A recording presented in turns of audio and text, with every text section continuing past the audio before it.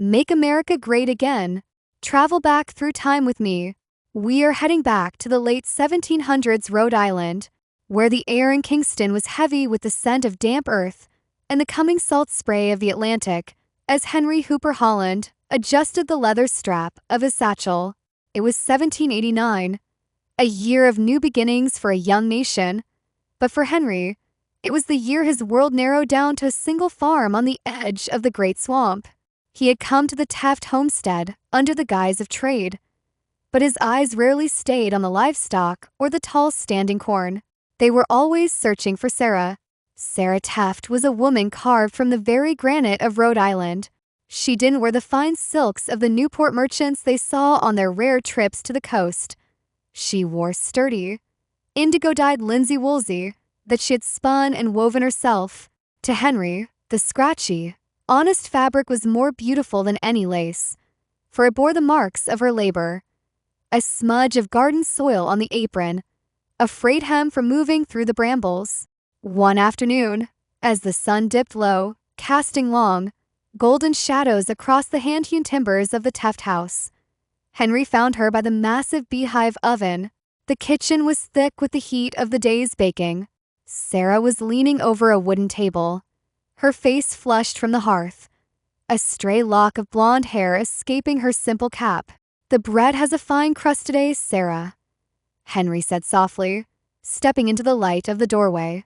Sarah looked up, a rare smile breaking through her usual stoicism. "It's the oven, Henry.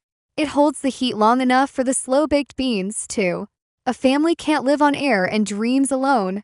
"Very true," Henry replied, stepping closer, his heart hammering against his ribs like a trapped bird. "But a man can live a long time on the hope of a kind word." He reached into his satchel and pulled out a small, leather-bound volume, the Holland Family Bible. Its cover was worn, the gold lettering faded, but to Henry, it was his most precious possession. He laid it on the table between them, near the baskets of fresh radishes and onions she had just pulled from the earth. "My father gave me this," he said, his voice steadying. "He told me that a house is just stone and wood until a family's names are written inside. I've been thinking on whose name should follow mine." Sarah's hand, dusted with flour, hesitated over the Bible. She looked from the book to Henry's face, noticing the earnestness in his eyes and the strength in his weather hands. Life in South County was hard. It was a cycle of planting, harvest, and the biting winter winds off the swamp. But as she looked at him, the toil seemed lighter.